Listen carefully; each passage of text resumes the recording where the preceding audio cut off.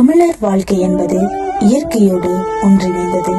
வேளாண்மை, பண்பாடு, மதம், இசை அனைத்திலும் கலந்தது. வீரமும் ஒழுக்கமும் நிறைந்த பாரம்பரிய விளையாட்டுகள். இவை உடலை சுறுசுறுப்பாக வைத்ததோடு சமூக ஒற்றுமையும் வளர்த்தன.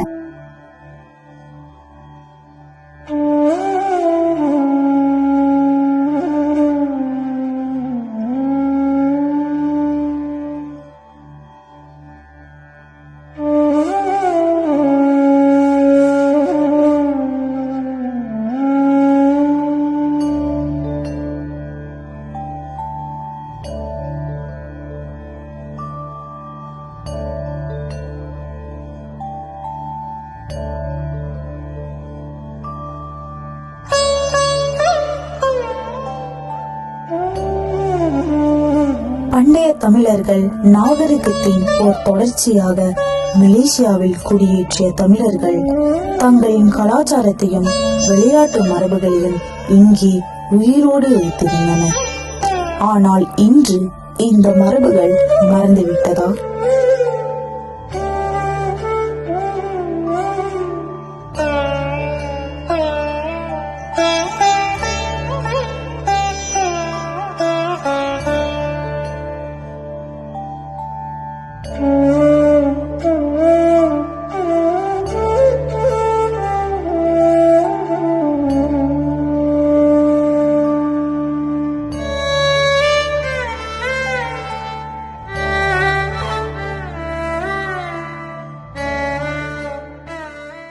மலேசியா பல இனங்களும் பல மொழிகளும் பல கலாச்சாரங்களும் ஒன்று சேர்ந்து வாழும் ஓர் அரிய நாடு. இந்த நாட்டு வரலாற்றில் தமிழர்களின் பங்களிப்பு ஒரு பசுமையான இலை போல பின்னி இருக்கிறது. அவர்கள் இந்த மண்ணில் வேலை தேடி வந்தபோது சுமந்து கொண்டு வந்தார்கள் தங்கள் மரபுகளை. மொழி, விழா, சமயம் மட்டுமல்ல, பாரம்பரிய விளையாட்டுகளையும்.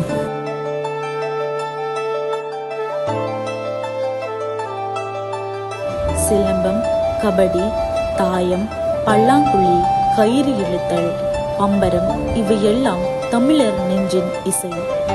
பாட்டி மடியில் வளர்ந்த குழந்தை முதல் மழையில் சிலம்பம் சுற்றும் இளைஞர் வரை இவை நம்மை போல சிந்திக்க வைக்கும், உடலை வலுப்படுத்தும், மனதை சீராக்கும் விளையாட்டுகள்.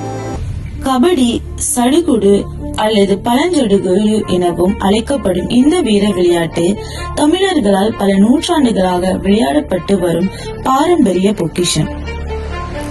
மலேசியாவில் இந்த வீர விளையாட்டு இந்திய வம்சாவளி தமிழர்களால் கொண்டு வரப்பட்டது. மலேசிய தேசிய கபடி அணி 2002ஆம் ஆண்டு ஆசிய விளையாட்டு போட்டியில் பங்கேற்று ஜப்பானை தோற்கடித்து 5வது இடத்தை பிடித்தது. அதன் பின்னர் 2004 உலக கோப்பை, 2007 காலிறுதி, 2023 இந்தோனேஷியா அளவில் மேன்ஸ் அண்ட் உமன்ஸ் டீம் சாதனைகள் இவை அனைத்தும் மலேசியா கபடியின் வளர்ச்சியை காட்டுகின்றன. நம்மளோட போயிட்டு அங்க போயிட்டு பாயிண்ட்ஸ் எடுக்க போறாங்கல்ல, அந்த ரைடர் போறப்ப மாட்டிக்கிட்டானா அடிதான். ஓகே. சோ நீங்க அந்த மாதிரி பேசி கோவமா இருக்கீங்களா? நிறைய வாட்டி கோவமா அதெல்லாம் வந்திருக்கு. ரெஃப்ரி கூட தான் சண்டை வந்திருக்கு அந்த மாதிரி. அப்புறம் ஒரு வயசு ஆக ஆக நம்ம நிறைய எக்ஸ்பீரியன்ஸ் வர வர சோ இன்டர்நேஷனல் கேம்ஸ் நிறைய விளையாட சோ ஆக்சுவலி நான் இதோட 8வது இன்டர்நேஷனல் கேம் விளையாடுறேன். ஸோ எனக்கு நிறைய எக்ஸ்பீரியன்ஸ் இருந்ததுனால கொஞ்சம் இமோஷனல் கண்ட்ரோல் பண்ணிக்கிறோம். ஆனா என்னதான் நம்ம டிகிரிமான ஆளா இருந்தாலும் நம்மளுக்கு எல்லாமே தெரிஞ்சாலும் அந்த கேம் ஃபீவர்னு வந்துச்சுனாக்கா அந்த நேரம் நம்மளுக்கும் ஆடும். கபடி பத்தி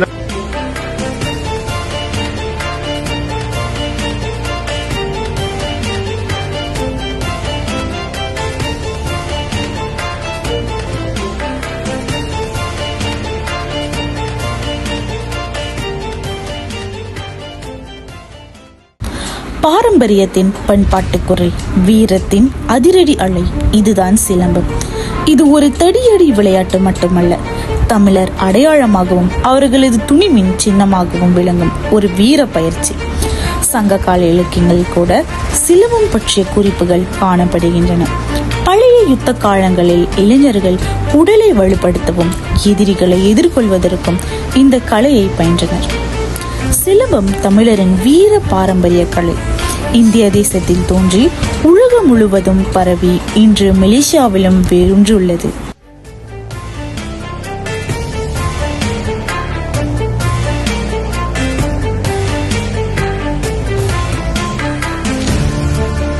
மலேசியாவில் பல இடங்களில் இன்று சிலம்பம் பயிற்சி கூடங்கள் செயல்படுகின்றன. கிலான், சரம்பான், ஜோஹோர், பினாங்கு, மலாக்கா மற்றும் ஸ்லாங்கூர் போன்ற மாநிலங்களில் தமிழர் சங்கங்கள் மற்றும் கலாச்சார அமைப்புகள் இதனை உறுதியாக ஆதரித்து வருகின்றன. இந்தியாவில் போயிட்டு, ஏன்னா கலைகளுக்கு தாயகம் பார்த்தீங்கன்னா அது நம்ம தமிழ்நாடு, இந்தியான்னு சொல்லலாம் இல்லையா. ஸோ அங்கே போயிட்டு நம்மளுடைய கலாச்சாரத்தை அங்கே போய் பெர்ஃபார்ம் பண்ணுறது ஒரு பெரிய பிளெஸிங்ஸாக நான் நினைக்கிறேன். அந்த வகையில் இப்போ நான் ஒரு மாஸ்டராக இருக்கேன். ஆனால் ஸ்டில் எனக்கு மறுபடியும் ஒரு விளையாட்டராக மாறி நம்ம போய் அங்கே ஒரு போட்டியில் கலந்துக்கிட்டு களமிறங்கி அந்த வெற்றியை பார்த்தது ஒரு தனி சுவையாக இருந்தது. ஸோ அதுலேயும் எனக்கு பரிசு கற்றுட்டு gold medal and silver medal இருக்கிறது இரட்டிப்பு மகிழ்ச்சி தான். சுக்மா, சுகான் மலேசியா, MSSM மற்றும் பல மாநில போட்டிகளில் மலேசிய தமிழ் இளைஞர்கள் சிலம்பத்தில் பதக்கங்கள் பெற்றுக்கொண்டு நாட்டுக்கும் தமிழ் சமுதாயத்திற்கும் பெருமை சேர்த்துள்ளனர். We will feel scared and nervous, but we all overcome it. We really was surprised that we won overall champion. Our aim is 6 gold only, and after that we won 12 gold medal. Yeah, of course we feel very proud. பல்லாங்குழி நம் பாட்டிகள், அம்மாக்கள், அக்காக்கள் ஒவ்வொருவரின் கைகளிலும் ஒரு வரலாறு சொல்லும் விளையாட்டு. மணல் அல்லது வண்டு கற்களை ஒவ்வொரு குழியிலும் இடுவதால் மட்டும் இது விளையாட்டு அல்ல. இது அறிவும் அமைதியும் ஆர்வமும் ஒன்றாக கலந்த ஒரு தமிழரின் பாரம்பரிய புனித தலம். பல்லாங்குழி விளையாட்டின் ஒவ்வொரு நகர்வும் எண்ணம், திட்டம், மனநிலை ஆகியவற்றை வளர்க்கும். கணிதம் இல்லாமலே கணக்கிடும், போட்டி இல்லாமலே நீக்க முடியாத மன உணர்வுகளை கட்டும். சற்று சாய்ந்தபடி ஒரு கை மடக்க மற்றொரு கை குலுக்கல் செய்வது ஒரு அழகு, ஒரு நயம். மலேசிய தமிழர் சமுதாயத்தில் பல்லாங்குழி குறிப்பாக திருவிழா நாட்களில் பெண் சமுதாயத்தில் மீண்டும் உயர் பெறும் அழகான பிம்பமாகும்.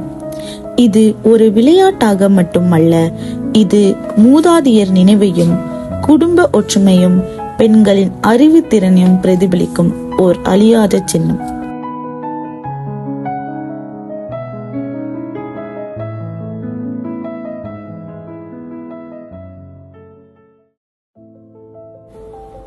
தாயம் தமிழரின் வீடுகளில் பசுமை தரும் ஒரு ஒளி.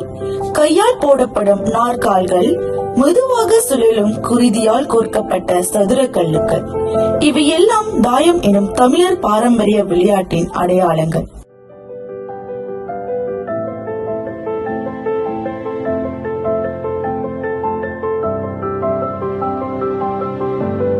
தாயம் என்பது வெறும் பொழுதுபோக்கு அல்ல. இது குடும்ப உறுப்பினர்களை ஒரே இடத்தில் கூட்டும் ஒரு பாரம்பரிய தளமாக இருந்தது. சிறுவர்களுக்கும் பெரியவர்களுக்கும் இடையே உரையாடலை ஏற்படுத்திய ஒரு விளையாட்டு. தாயத்தில் வெற்றி என்பது கையில் இருக்கும் நற்சுழற்சி மட்டுமல்ல, அதில் தேர்வும் திட்டமிடலும் கண்ணோட்டமும் தேவைப்படும். ஒவ்வொரு கல்லும் ஒவ்வொரு நிமிடமும் உங்களை சிந்திக்க செய்கிறது. பம்பரம் ஒரு வட்டம் தான், ஆனால் அதில் சுற்றி கொண்டே வரும் நம் நினைவுகள், நம் பாட்டன்கள், நம் பாரம்பரியம். தமிழ்நாட்டில் பிறந்து பாரம்பரிய விளையாட்டாக வரும் பம்பரம் மலேசிய தமிழர்களின் வீதிகளிலும் விழாக்களிலும் ஒரு இனிய காட்சியாக திகழ்கிறது. மலேசியாவின் தமிழர் வசிக்கும் பகுதிகளில் கில்லான், சுங்காய்பசி, பத்துபாகு, ஜோஹோர், பினாங்கு போன்ற ஊர்களில் பழைய நாட்களில் பம்பரம் சுற்றிய கலப்பும் நண்பர்களுடன் போட்டியிட்ட ஊக்கமும் இன்று ஒரு இனிய நினைவாகவே வாழ்கிறது. சிறுவர் தினம், பொங்கல் விழா, இன்றும் கூட பம்பர போட்டிகள் நடத்தப்படுகின்றன. பட்ட பம்பரம், சுசி பம்பரம், இரும்பு முனை பம்பரம் என பற்பல வடிவங்களில் பம்பரங்கள் விற்பனை செய்யப்பட்டு குழந்தைகளிடையே மீண்டும் இக்கலை பரவத் தொடங்கியுள்ளது. பம்பரத்தை சுற்ற வைக்கும் கையால் மட்டுமல்ல, நம் மரபையும் சுற்ற வைக்கின்றோம். பம்பரம் சுழலும் ஒவ்வொரு வடிவமும் தான் நம் அடையாளம் மறவதில்லை என்பதை சொல்லும் ஒரு கலை.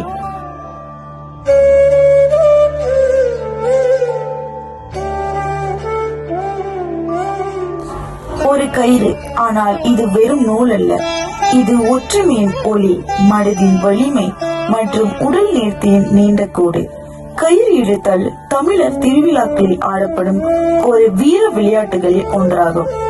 இவ்விளையாட்டில் வெற்றி பெறும் குழுவுக்கு மட்டுமல்ல, பங்கேற்பவர்களுக்கும் அனைவர்களுக்கும் ஒரு தன்னம்பிக்கையும் உற்சாகமும் பெறுகிறது.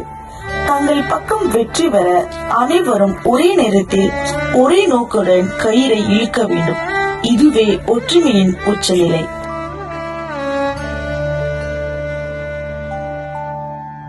மலேசியாவில் தமிழர் திருவிழாக்கள், சமுதாய உறவு கூட்டங்கள் மற்றும் பள்ளி விழாக்களில் கயிறு இழுத்தல் ஒரு முக்கிய நிகழ்வாக நடைபெற்று வருகிறது. இங்கு ஆண்கள், பெண்கள், குழந்தைகள் என ஒவ்வொருவரும் கலந்து கொள்கின்றனர்.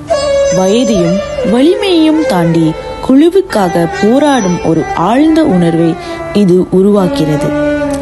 இது வெறும் சோதனை அல்ல, இது நம் பாரம்பரியத்தின் ஓர் பசுமை, நம் உறவுகளின் உறுதியை சோதிக்கும் களம்.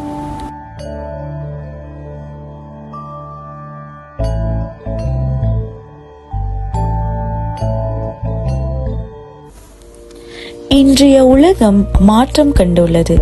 சில வினாடிகளில் உலகத்தை கையில் கொடுக்கும் ஸ்மார்ட் போன்கள், கணினி திரைகள், டிஜிட்டல் கேம்கள், இவை இளைய தலைமுறையின் நேரத்தையும் எண்ணத்தையும் ஆக்கிரமித்து வருகின்றன. ஆனால் அந்த விளையாட்டுகளில் உறவுகள் இல்லை, உயிரும் இல்லை. வாடை மாறாத பாசம், வாசலோர கூச்சல், குடும்பத்தின் கூட்டு சிரிப்புகள், இவை பாரம்பரிய விளையாட்டுகளில் தான் உள்ளன.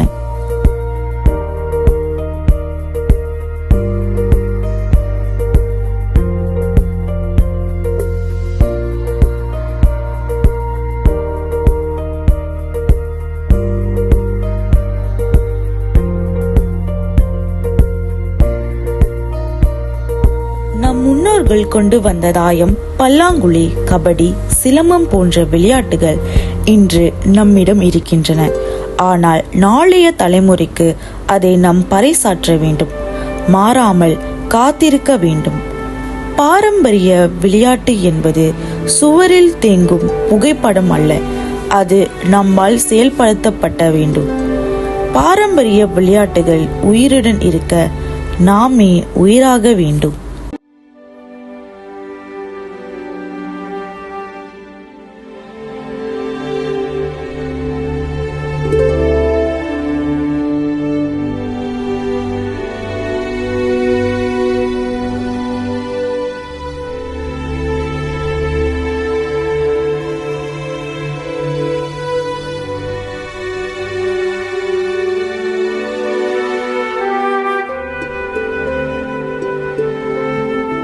பல்லாங்குழி பாட்டியின் குரலில், கபடி ஓசை கிராம புழலில், தாய சுழலும் கால நினைவில், தமிழர் விளையாட்டு வாழ்க உயரில்.